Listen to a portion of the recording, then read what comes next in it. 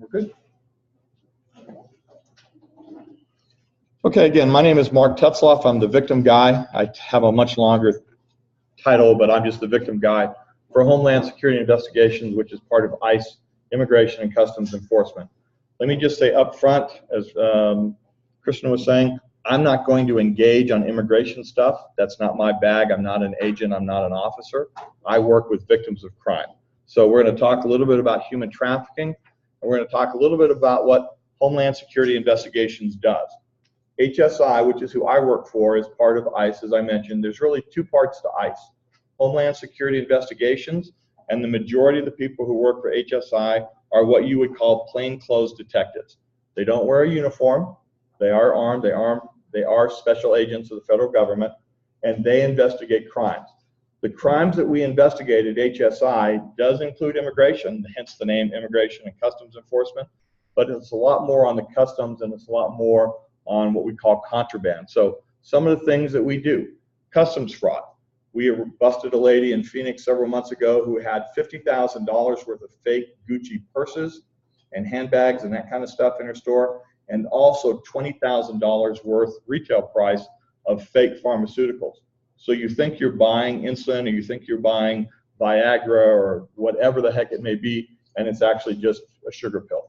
So that's some of the things we do in customs fraud. Under Armour t-shirts, I know some football players here.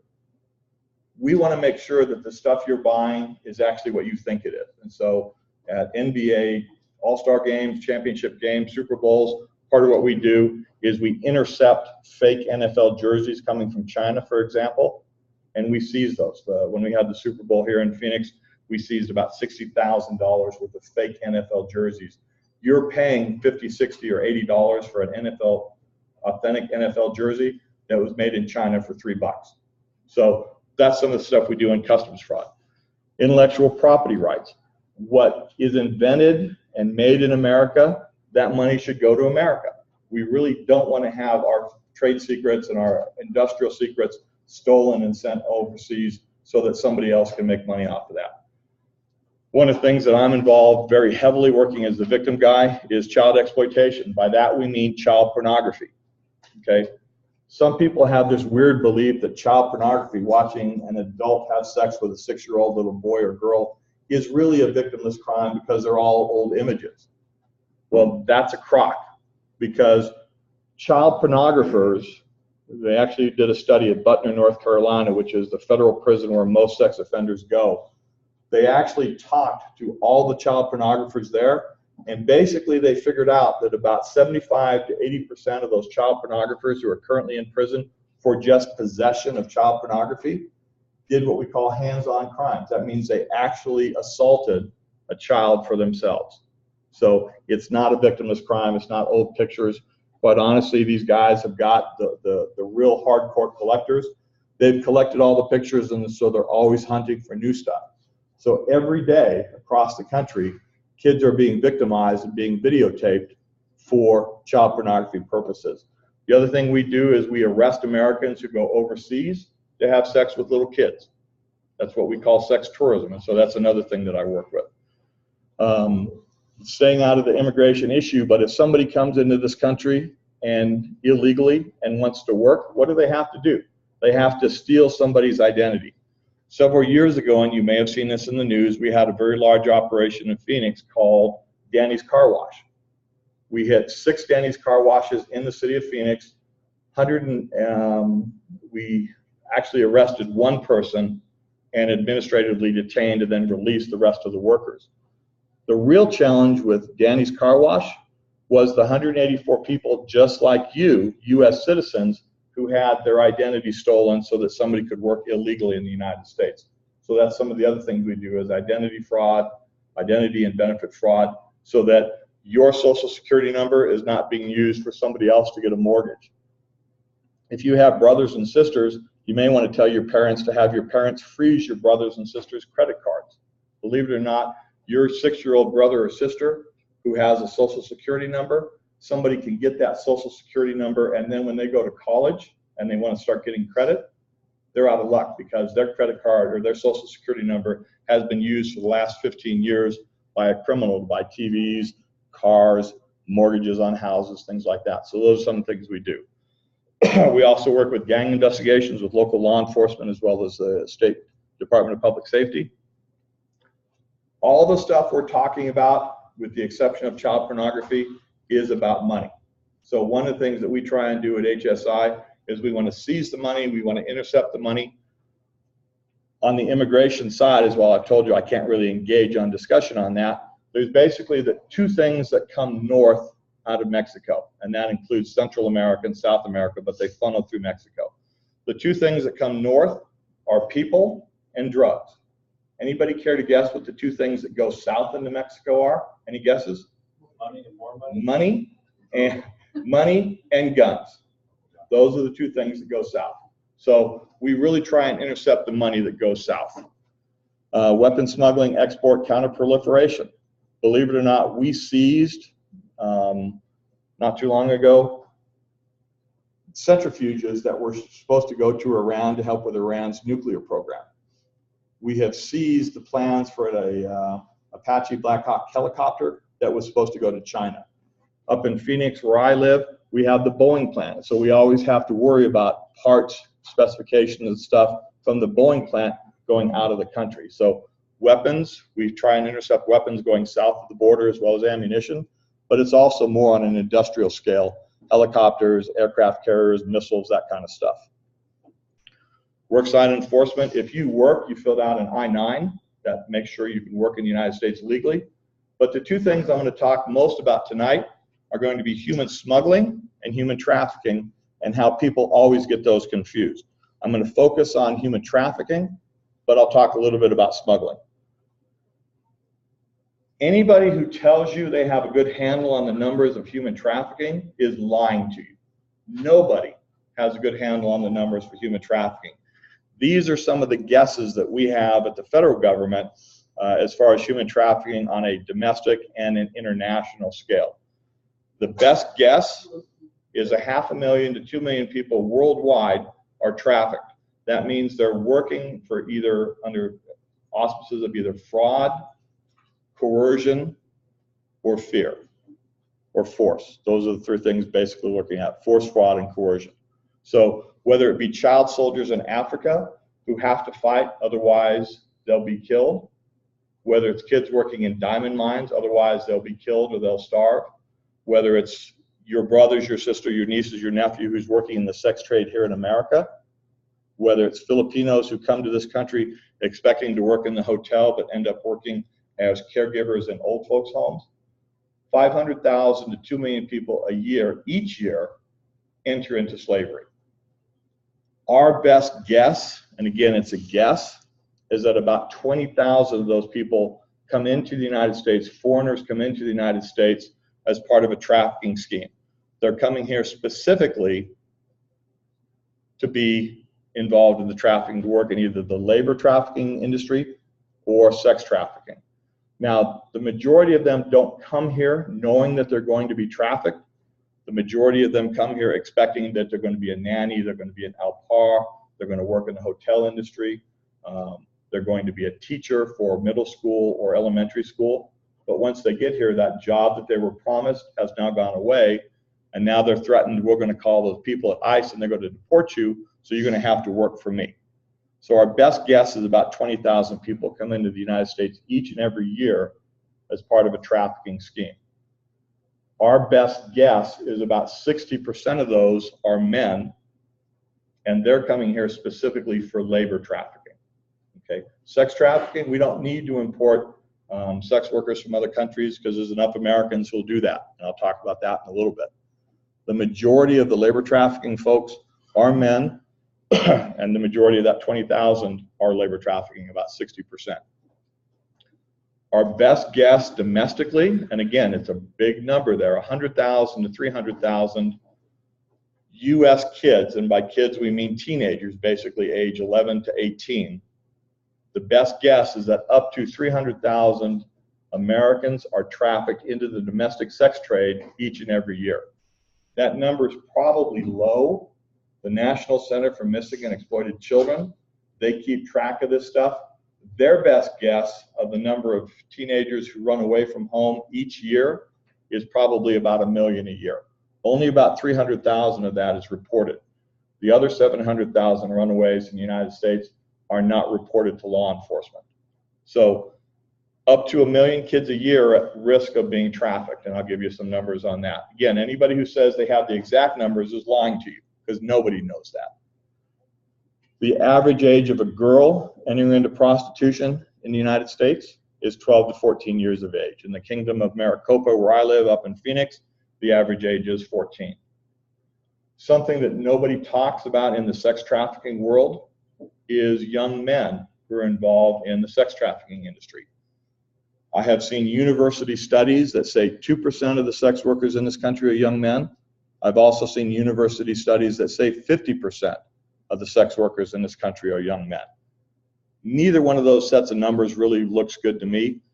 My experience, the studies that I've seen say about probably 15 to 20% of the sex workers in this country are young boys. Young boys typically enter into the life at age 11 to 12, 11 to 13. So I asked a friend of mine who's a sergeant for Phoenix on their vice squad, I said, Chris, how many girls have you rescued over the years? And in his career working in vice, teenage girls that he personally has rescued, 200 some odd girls that he's rescued in a 10-year career in vice. I asked him, how many young men have you ever rescued? 0, because nobody looks for it. So you've got the international issue, up to 2 million people worldwide, 20,000 coming into the US from outside of our borders. The best guess is up to 300,000 American teenagers each and every year or more are trafficked. I'm going to go through this real fast because I don't have a lot of time and I tend to be long-winded, as you can probably tell. If we can move drugs and guns, we can also move people. One of the things that's happening with smuggling immigrants across the border, and again, smuggling as opposed to trafficking immigrants across the border, many of them are forced to carry drugs as part of the tax that they pay to come across the border, part of the fees that they pay to the coyotes to smuggle them across the border. By the way, you have to carry a load of marijuana or a load of methamphetamine or cocaine or black tar heroin or whatever. So if we can move drugs, we can move people. Many of the folks that come across the border are just coming for a better life. They're here to work. But some of the folks who come across the border are coming specifically as part of a trafficking scheme. And we'll talk a little bit about how to recognize that. I've talked about the sex trade. I've talked about the labor trade. We'll talk a little bit more about that. On my screen, it's going to tell you that worldwide, most of the folks involved in trafficking are women and children. But I would tell you that our international trafficking victims in the United States, the majority of them are men. I was in San Francisco last week helping HSI San Francisco with a labor trafficking operation they were doing there. Guy was, and this is the first time in my career that I've actually seen this, most of the trafficking stuff you see is going to have people with their hands handcuffed like that, or it shows them being chained to a radiator. Now, the years that I've been doing victim services work, which is about 20 years now, I've never seen that before. All of my trafficking victims literally could walk the street. They literally lived in a home that they could walk out of any time. But through force, fraud, or coercion, they felt that they couldn't leave, especially if they were foreigners, because if they tried to leave, the means of control that the trafficker had on them is if you try and leave, I'm going to call ICE, and ICE will come and pick you up and deport you. So that's a means of control, force, fraud, and coercion that the trafficker uses on foreign victims.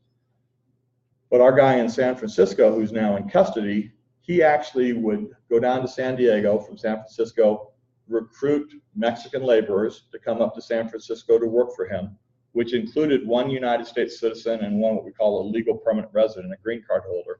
So he actually had 2 folks who were in this country legally. And he literally would lock them into the warehouse, put them in a van, take them to work on Marriott hotels or other big construction projects in San Francisco area. And then they were done, put them in a van, take them back to his warehouse, which had no running water, no toilet facilities, and lock them in. That's the first time I've actually had victims who were locked in.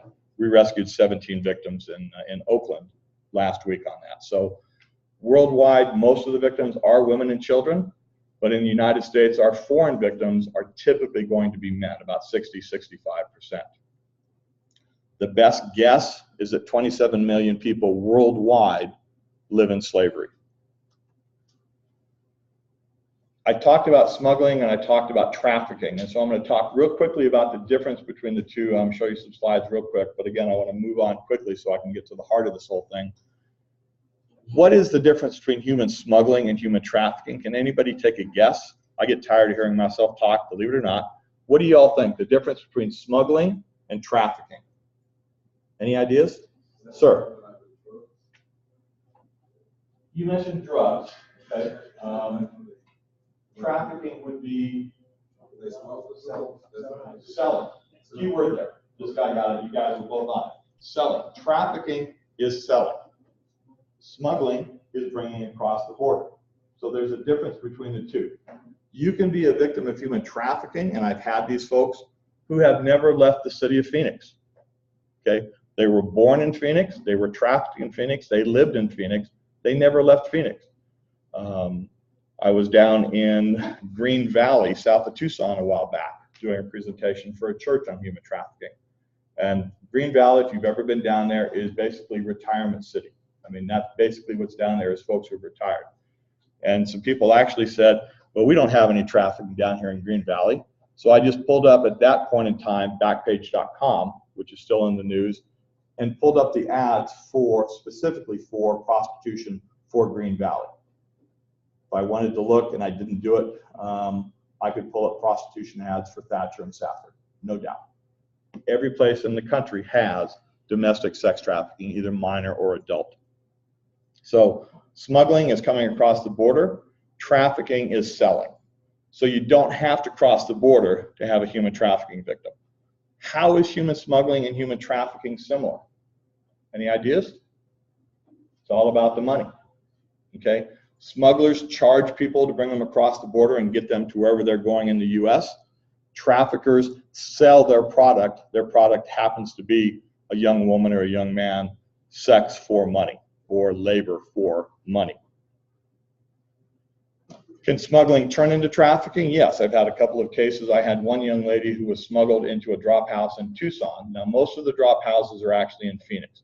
They're smuggled across the border, they come up to Phoenix, and they're in a drop house. And that drop house, typically a 3-bedroom or a 4-bedroom house that would hold a family of maybe 4, 5, or 6, husband and wife and 3 or 4 kids. We've actually had 3-bedroom houses that had 130 people crammed in. Can you imagine sharing a 3-bedroom house with 129 of your closest friends, people that you don't even know? Drop houses are not friendly places, but this particular young lady was in a drop house in Tucson, which is pretty irregular. She was a very attractive young lady, and so the coyotes, the people who had smuggled her across the border, decided to use her as their sexual plaything for several weeks. When they got tired of her being a sexual plaything, they replaced her with somebody else. They now made her a drug mule and made her move drugs from Tucson up to Phoenix. Because she was forced to carry drugs from Tucson to Phoenix, she is now a human trafficking victim. If she didn't do it, they threatened to kill her. So that's the coercion. Do it or else. So that would actually be labor trafficking. The sexual assaults being different, there was nothing of value given for the sex that she was forced to provide. But because she moved drugs under threat, now she's a human trafficking victim. Smuggling is a crime against the border. Whether it be drugs, whether it be people, whether it be guns or ammunition, doesn't really matter. Smuggling is moving something across the border when it's not supposed to be. Trafficking is the ongoing exploitation of a person. Trafficking is selling a person either for sex or for labor. And that's what it really comes down to. Smuggling is always voluntary. I want to go to the US. I'll pay you $900, which actually turns into $3,000 or $4,000 once they come across the border. But smuggling is voluntary. Trafficking may start as voluntary, but ends up being involuntary. They can't leave due to force, fraud, or coercion. Is this a smuggling victim or a trafficking victim? I heard smuggling. Anybody else think trafficking? Smuggling, straight trafficking. This is a guy found in a drop house in Phoenix. He was fed and given water through a straw through the duct tape over his mouth. This is how the guy was found when our agents went and raided the drop house. But this is the human smuggling victim all the way. He can't make any money for anybody when he's like that. Remember, trafficking is all about making the trafficker money. It's about exploitation. This is just hostage taking and kidnapping and extortion. This is a human smuggling victim, not a human trafficking victim. Okay. I work with the victims that are found in drop houses. I've had guys who have been sodomized with a billy club, tased, stabbed in the back, young ladies who are in drop houses. Sexual assault is common. Coyotes are not good people. They are not Robin Hood helping poor, defenseless immigrants into the country. They're all criminals, they're all scumbags, and they all extort, rape, and violate physically, mentally, putting a gun to somebody's head and dry firing it to get them to convince their family in the US to send that $4,000 that they thought was only going to be $900. Those are the people that are coyotes. Those are the folks who run the drop houses. One of the things I'd like you to leave today with, because I don't want to take them back to Phoenix with me, is some of my blue campaign materials. One of the things I'd like you to take back with you is what we call a tip card, a trafficking in person card. One side of it has the differences between trafficking and smuggling. The other side has things to look for to identify a victim of human trafficking. If you have friends or family members who ran away from home when they were teenagers, there is at least, the best guess, there's at least a 50% chance that they were approached for survival sex while they were on the street. And of that 50% who were approached for survival sex, give me sex and I'll give you a place to stay, I'll give you money, I'll give you clothing or whatever. That's what we call survival sex for runaways.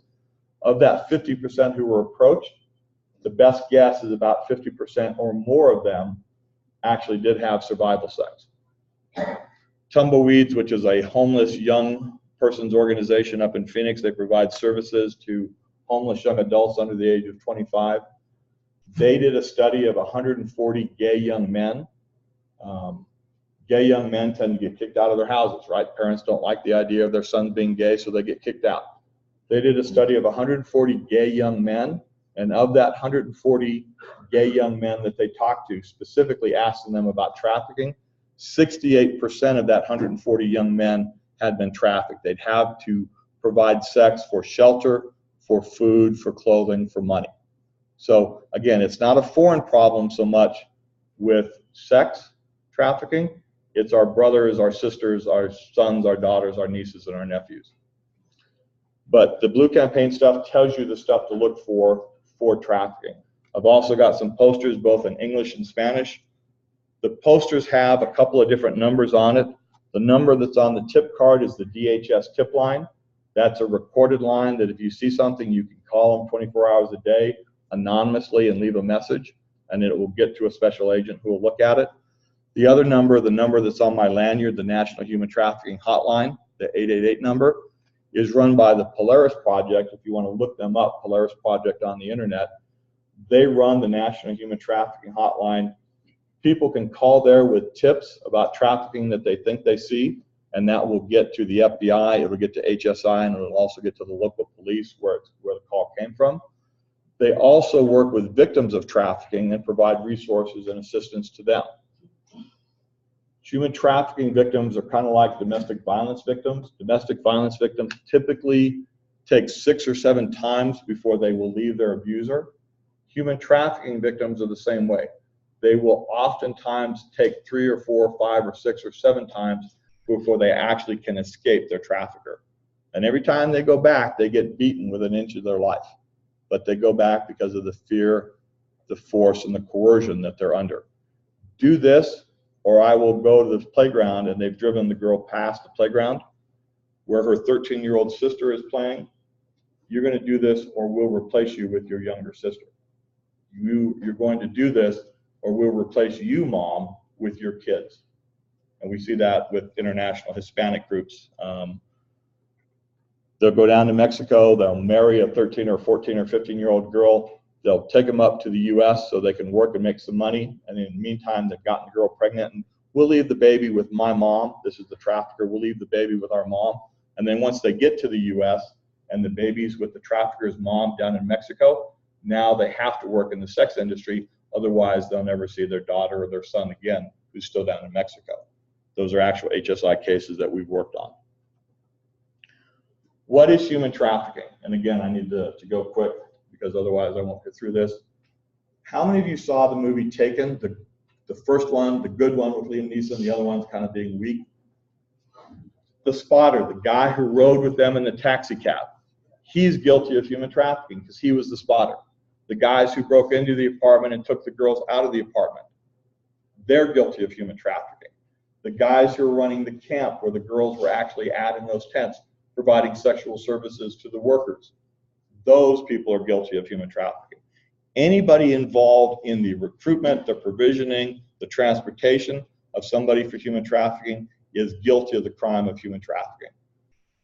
Basically, what we're looking for is force, fraud, or coercion. I had 13 Filipinos who came to the United States legally.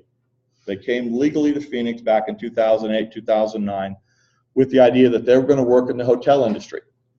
Well, 2008, 2009, across the country, we were in the recession, right? So people weren't vacationing. The traffickers who were Filipino, by the way, let me just tell you that for international trafficking victims, the people who are going to victimize them are typically going to be their own ethnicity. So Filipino background brought Filipinos to the US to work in the hotel industry, and instead they worked in respite care homes for elderly folks, working 24/7, 7 days a week, no days off. Now they did get paid $1,300 a month, but how many of you would work 24/7 for $1,300 a month with no days off, no medical care, no nothing? So they did make some money, but they were told that if they reported it, if they ran away, that they would call the traffickers would call ICE, and ICE would deport them and send them back. Actually, the best thing that ever happened to those people was one guy stepped forward, Renata was his name. He stepped forward to HSI, actually to a nonprofit group who called us. From Renato, we identified 12 other people. Renato identified 2, they identified a couple more, and finally we ended up with the 13 people that we rescued. All of them stayed in the United States because they assisted with the investigation with law enforcement. The best thing that could happen to them was actually to run into law enforcement. So for adults, we're looking at force, fraud, or coercion, whether it be a US citizen victim or whether it be an international victim. For minors under the age of 18, we don't have to prove force, fraud, or coercion. If they're providing sex or labor, anything of value, that's trafficking. We don't have to prove the force, fraud, or coercion. I talked about immigration status or citizenship is not an element. It's not. The vast majority of human trafficking victims that we work with at HSI, 80%, are US citizens, people just like y'all in this room. It's not all the foreigners. We do some of that. The 17 folks that I worked with in San Francisco last week were all from Mexico. But the majority of people that we deal with as far as victims are US citizens. It's not a foreign problem, it's a world problem. Threshold requirements, again, I'm not going to spend a lot of time on this. It's the legal gobbledygook. But basically what we're looking for is anything of value for sex, whether it be clothing, getting hair done, getting nails done, purses, boots, housing, anything of value for sex, that's trafficking, or labor where they're not being paid. So those are the things that we're looking for. Arizona actually has better human trafficking laws than we do federally. So sometimes we'll take our federal cases to the state because we'll get a better sentence out of it. But that's kind of the legal gobbledygook. And again, you don't have to cross an international border, nor do you have to cross a state border. The state border is what gives us federal jurisdiction. But quite honestly, and to be somewhat rude about this, federally we can take jurisdiction just about anything that we want, as long as something involved in the crime had a interstate nexus. In Arizona, there are no longer cell phones that are made in Arizona. So if somebody uses a cell phone to post a picture on the web or an advertisement on the web on Backpage or map rubs, or any of the other adult sites out there for trafficking. If they use a cell phone, we can take federal jurisdiction. If they used a condom, there are no condoms manufactured or lube manufactured in the state of Arizona. If they use those, there's federal nexus. So federally, we can take advantage of just about anything that we want, both FBI and us at HSI. Realistically, we do a lot of that with our local law enforcement partners. But it doesn't have to have an international border, doesn't have to have a state border. I want to talk real quick about the penalties on labor. Basically up to 10 years. Okay, you can get 10 years in federal prison. State of Arizona, you can actually go 12 or 13 years for forced labor. Mandatory minimum sentences of 10, 15 years if the victim was a minor. So if you've got forced children who are being forced to work, the mandatory minimum is 15 years if the victim was a minor, 10 years if they were an adult. For labor, you've got to report it within 10 years of it happening. If it's sex trafficking, there is no statute of limitations. We get calls all the time. Well, I was trafficked in Florida in 2002, 2003. There's nothing we can do, you know, as long as it's labor, there's nothing we can do about it. Sex, we can investigate it, but realistically, who are we going to find to investigate a case that's 14 or 15 years old? Those are very difficult for us. I kind of mentioned this, and again, I'm trying to go fast so I can get you out of here at 7 o'clock. Can a person be a victim of human trafficking if they have free will, if they're out walking around? Absolutely. One of the ladies that I worked with, and she's now married to an FBI agent, young lady, she was 18 or 19 years of age. She lived in Sacramento in California. She saw an advertisement to go into San Francisco for an interview to travel around the country doing makeovers at cosmetic tables. She went in the door. She went out being carried by 5 guys, thrown into an SUV. She was taken to a house where she was raped for 4 days. That's what's called breaking in. She was forced to perform every sex act imaginable that she might have to do as a working girl, as a prostitute. And then when they were done breaking her in, that 13-year-old that I told you about, they literally drove her past the school where her sister was out on the playground playing. And they said, you're either going to do this or we'll replace you with her. Okay, so what did she do? She did it for 3 years until her friend in New York City got beaten so badly that she called the police to rescue her friend, and she was rescued at the same time. And now she travels around the country speaking about her experiences, and she's now married to an FBI agent down in Yuma. So when I say, threatening use the sister, that's a very common tactic in the sex trafficking world. They have a cell phone. Well, tell you what, sports fans, cell phones is how the traffickers control the girls working in the sex industry. And again, that's mostly going to be U.S. citizens. It's not going to be foreigners for the most part. They're controlled through their cell phone. They can go where they want to. They may seem to have freedom of movement, but part of the deal is in sex trafficking, you have to make so much a night in order to be able to sleep during the day. So if your quota is $500 and you don't make $500 that night, guess what? You stay out until you make it, because you cannot come home until you've made your quota. So they may have freedom of movement, but again, due to the force, fraud, and coercion, they're out there working, because if they don't come in with the money, they don't get to sleep. Or if the trafficker does let them in, they're going to be beaten as an example to the other girls so that they can continue to make money. I don't have to beat every single girl to encourage them to go out and make money. All I have to do is beat one that the other girls can see. That encourages the rest. I talked about smuggling can turn into trafficking. I'm not going to beat on that too much. Actual case HSI did, a young lady from 9 years old out of Egypt was brought to the US. This is an actual reenactment of how children can be forced .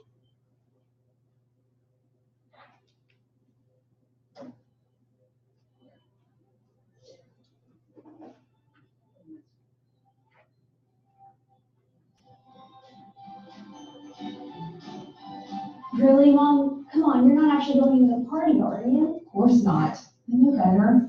Right here. Thank you.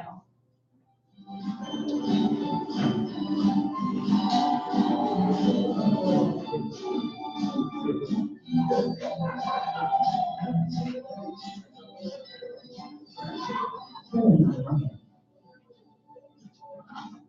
Courtney. Hey, what's it?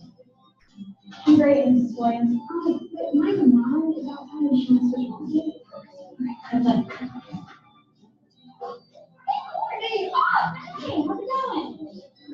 Great, you just phone. Hey, Cheryl, Courtney said that you wanted to see me. Yeah, I want to bring some more brownies, but I'm going to go in and bother you again. Oh, please, no bother, but thank you. You're welcome. So we need more food. Well, working at the school, I know how these kids eat. So you're still volunteering at the school cafeteria? Yeah, 2-3 days a week. Not as safe as we did. Yes, okay. Hey, Josh, thank you.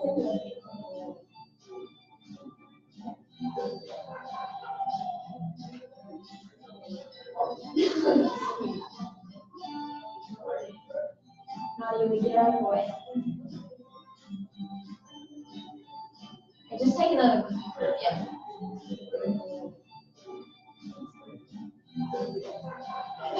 Sweet, you're the best. Hey, Lena. Look at these pictures from the party there. Oh my gosh, I remember that. Oh my gosh. Hey, Mom, sweetie, how are you? Good. Look at these photos. Oh, see, that's Josh's. Look at that. Who's that girl in the background? Oh, that's just naughty. Oh, where's she in school? Well, she doesn't go to school. She's just our maid. Oh.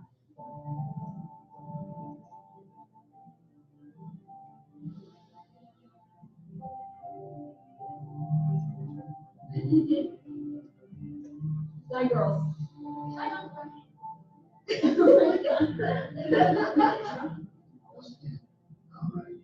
Officer Lindsay, do you have a moment? Sure. Read about something I just saw. There's an actual case out of Los Angeles. A 9-year-old girl was brought over from Egypt to be a maid for an Egyptian family. An HSI agent found her after about 3 years, rescued her. She ended up getting her bachelor's degree from UCLA. She's now a U.S. citizen. Case that I personally had out of Phoenix, not quite the maid thing. It was basically servile marriage.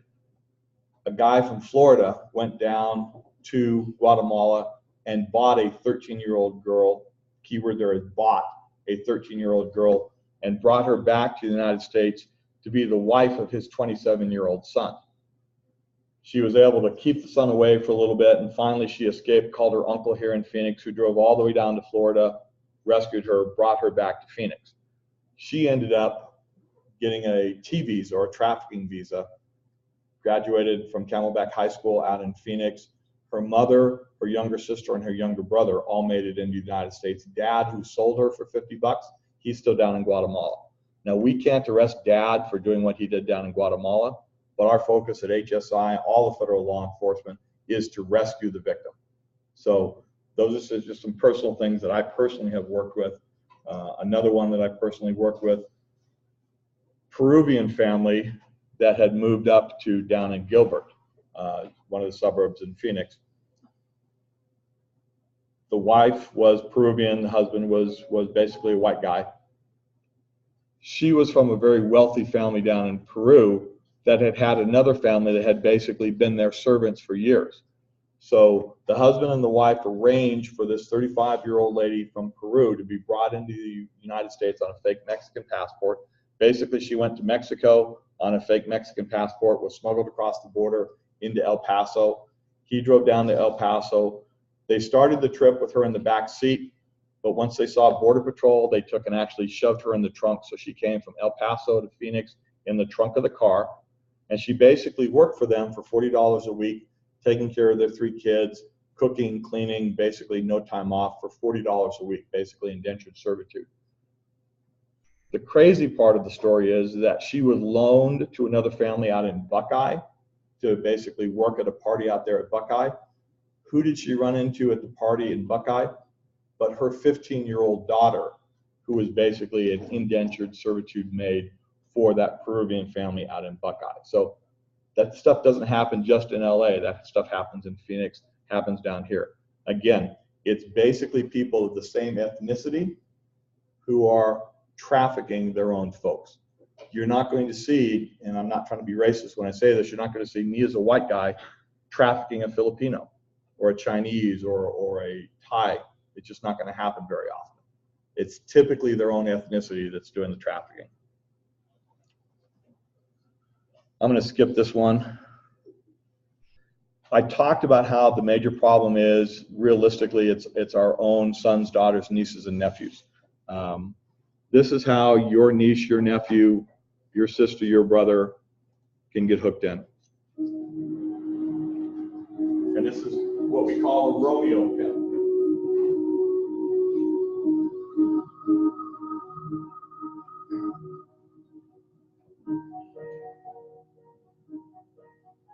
Gosh, you're so easy to talk to. So are you. It's like we've known each other for a long time. I can be myself around you. No games. I know. I feel the same way. No one understands me like you do. Same here. I'm unappreciated here. I appreciate you. You know what? Screw them. I know, right? I want to give you the world. I can't wait to meet you.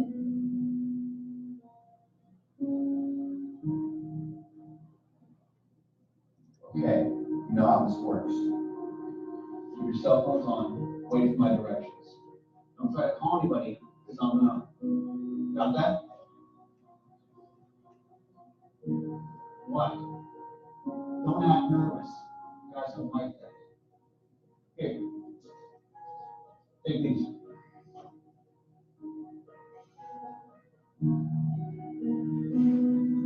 Focus. Let's go.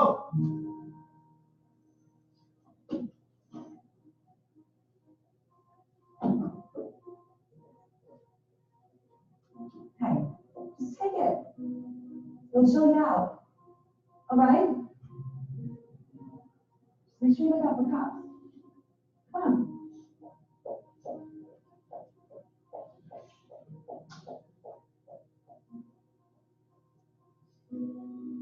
You like to lose? I love them. They're beautiful. It costs a lot of money, but baby, you are so worth it.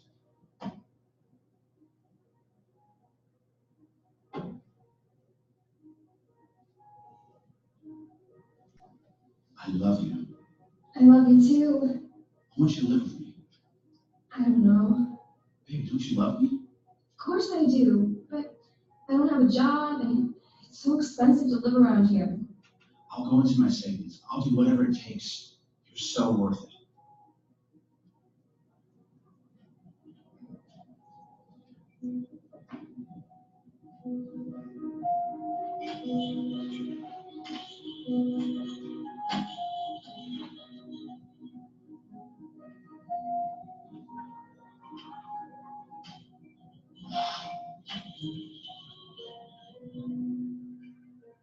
What the hell are you crying for? You know we're in debt? Do you know how much money you owe me, bitch? Where you gonna go, huh? I'll be back. You gotta step it up. I thought you loved me. I do, but you're a big girl now, okay? If you really love me, you're gonna do this.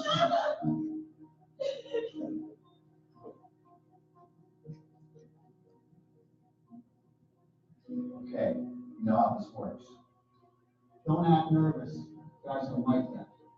Hey, just take it. We'll show you out.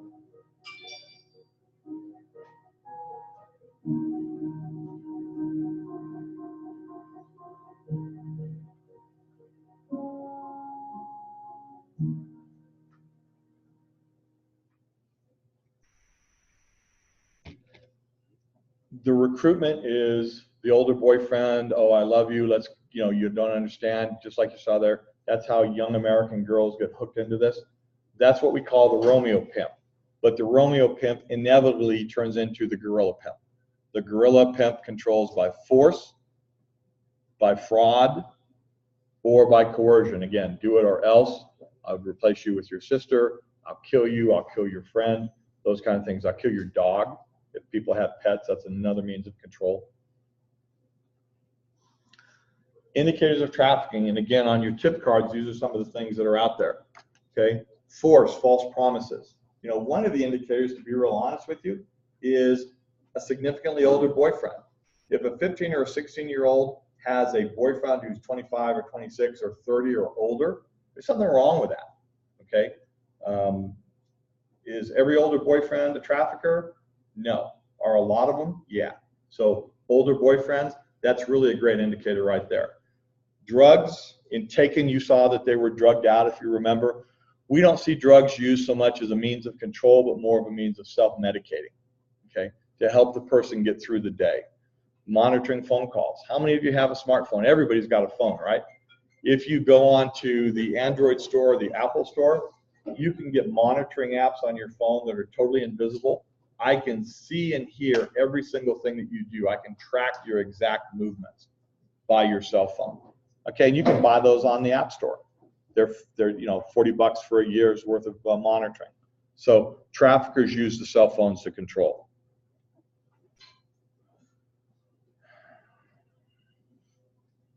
I'm going to show you this last one, then I'm not going to show you any more.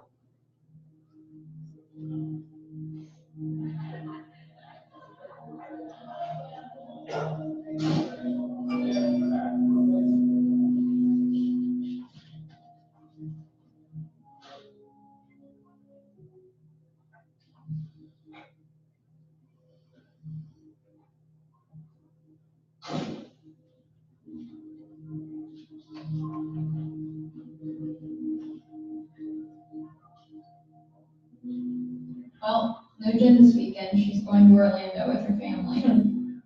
Better than Allie. She's spending in Savannah with her grandmother. How exciting for Allie. Well, it's official. We're the only ones left in town. Yeah, with absolutely nothing to do. It's kind of so boring right now. Hey, I couldn't help overhear what you were saying. If you're looking for something to do, why don't you come with me to this really cool party tonight? What kind of pool party? Yeah, what kind of party? This is a straight up legit Class A party with some really hot college guys. College guys from the university? Yeah. These guys I know are throwing a mixer tonight, and they invited me. They said I could bring some friends along. So, you wanna go? There's no way my mom's gonna let me go to a college party. So just tell her you're going to the movies and you're spending the night at Lena's house. You lie. I do it all the time. Is there gonna be alcohol there? Sure. As much as you want. I don't know. Don't worry. I'll be there. Nothing's going to happen to you.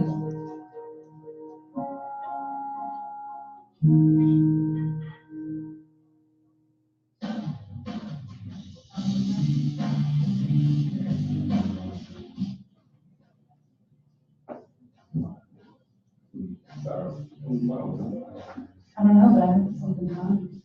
Hey guys! Time to party! I brought some friends along. Let's show them a good time, huh? I knew Eric was doing roles.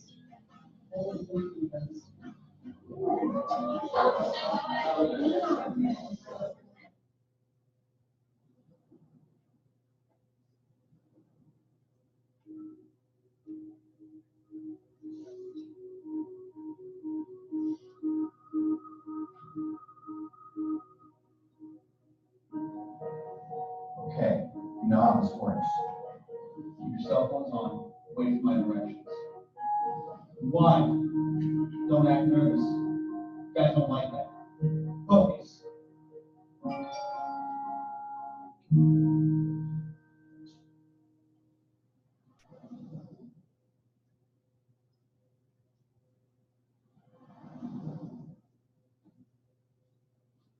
Hey ladies. Rise and shine. Party's over. Time to go. Hey, splitting. Mine too.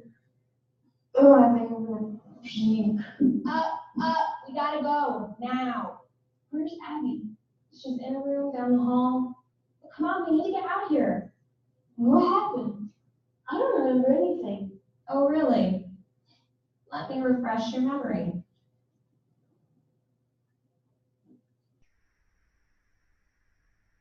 Oh my God, no, that can't be me. Oh, that's you, all right. And this is you. No, no, no, how can I do that? Don't ask me. That is you. Oh, by the way, here is your money. Take it. And here's yours. Come on. You girls are not professionals. Professional what? Hookers, prostitutes, hoes, whatever you want to call it. All right, on your feet. We need to get cleaned up. We have another party tonight. Are you crazy? We're not going anywhere with you, ever. Oh, you'll go. Or these photos will end up online. I'll email your parents too. It'll be all over the internet. So you'll do what I tell you to. I own you now.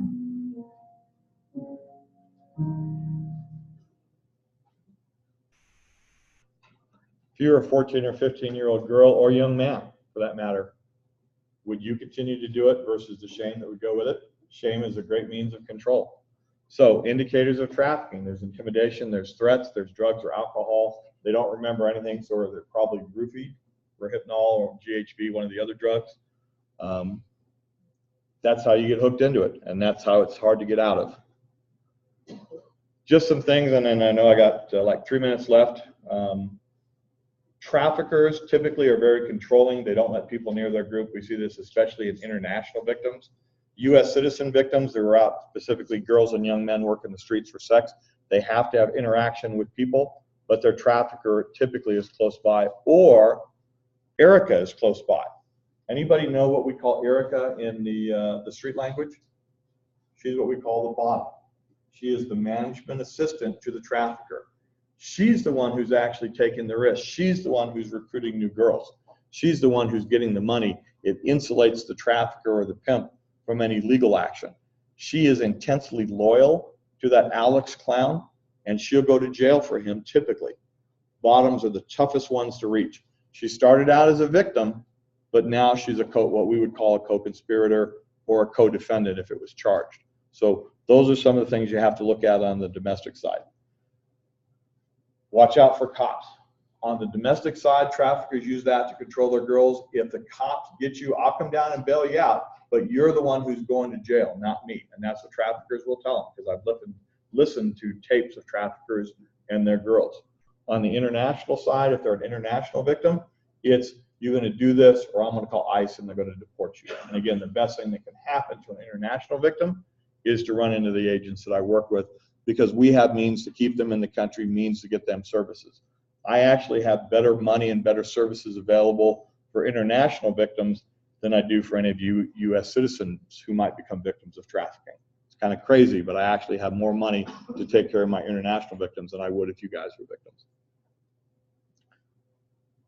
Internationally, they may not speak English. They may not know where they're from. In the prostitution world, whether they be international or domestic victims, oftentimes they'll work what's called the track. The track is LA to San Francisco to Reno to Las Vegas to Phoenix, maybe to Yuma on the way back, and then San Diego maybe, or LA, and they just kind of do the circle. Labor trafficking, nail salons, okay? People get trafficked in nail salons, hair braiding salons, things like that. That's going to be the labor trafficking side. The sex trafficking side, they work the circuit. Culturally, nobody really wants to stick their hand up and say, I was a prostitute, I had to do it. People aren't going to believe that. People still have the mistaken impression that prostitution is a profession of choice. It's not. In almost most circumstances, it's a profession of force. You're tricked into it or forced into it by the trafficker. Very few people stick their hands up, especially at 14 or 15, and say, I'm going to become a whore. Just really doesn't happen. Or it does happen, but it's very, very rare. The other thing that we're seeing a lot is familial trafficking, where parents are trafficking their young children primarily for drugs. And we see that way too often. So those are the trafficking indicators I talked to. I think I've eaten up most of the time. Questions, comments, or snide remarks? Because they're supposed to get you out of here at 7. Yes, I will. Yeah, I'm here for the night, so it's too far to drive back to Phoenix. Any other questions? Everybody wants to get out at 7.